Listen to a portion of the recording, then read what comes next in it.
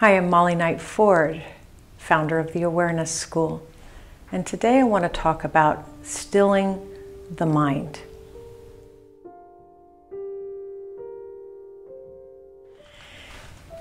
Every meditation practice addresses stilling the mind, and the mind is going all the time.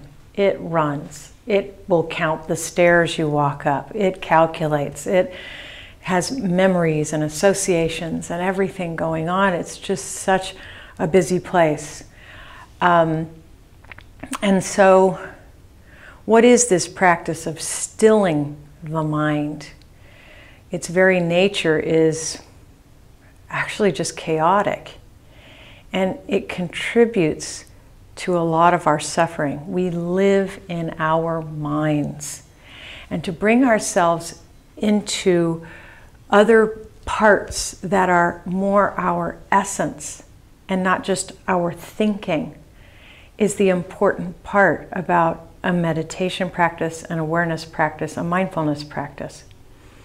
Now, when I was first introduced to meditation, I can remember sitting and within 5 minutes feeling like I wanted to get up and run out of the room screaming. There was no way that I could sit there for as long as I was being made to sit. And really, it was because of the pressure of other people in the room. I would be so embarrassed if I got up and screamed. That's the only thing that kept me there. And it was misery. And that happened over and over and over again. And when I was at home trying to keep this practice up, it was all I could do to make myself stay there. I'm all over the place. Probably as a kid, they tried to medicate me because of ADD and everything else. But I don't really suffer from ADD anymore. And I experience stillness of mind. Now, I've been meditating a long time, almost 30 years. And I can dip into that place of peace. But in the beginning, it's kind of torturous. And you can make progress and you keep redirecting your thought. There's all kinds of meditation. You can do a simple meditation on your breath, and as the train goes out of the station and you hop on it and you're into thoughts about what's on the grocery list or whatever, you bring yourself back to the breath. And this kind of practice will help you direct your thought to focus on something. But as the practice goes on, there's something else that happens. And it's not just redirecting our thought, because we get outside of our thinking. And that's what I realized was happening to me as I gained some traction. Something else started developing. And it wasn't just my focus. It was something in me that could observe the thought.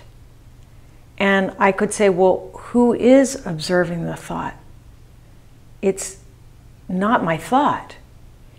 And that way, I could see that it was my monkey mind, but be separated from it.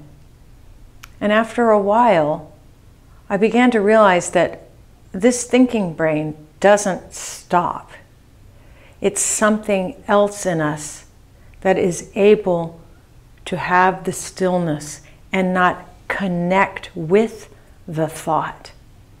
So for me, it started feeling like, have you ever ducked down below the waves and you feel that rush of the waves, but it's still.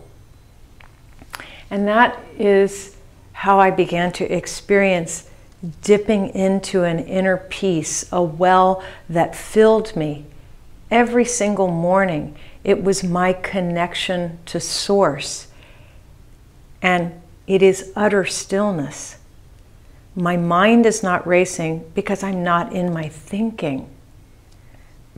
But it also began to slow down so that I was able to not hop on the train anymore.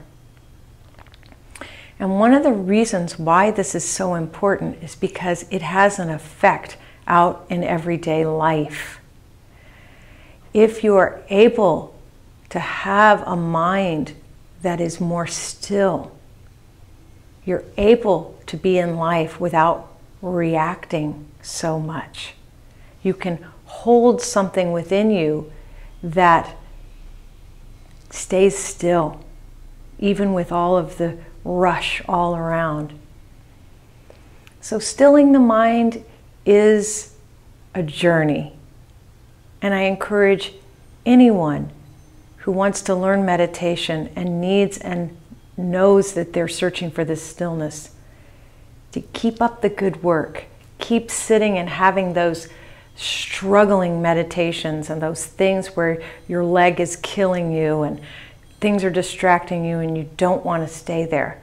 But every time you stay there just a little bit longer, you're becoming stronger. So keep it up. See you next week.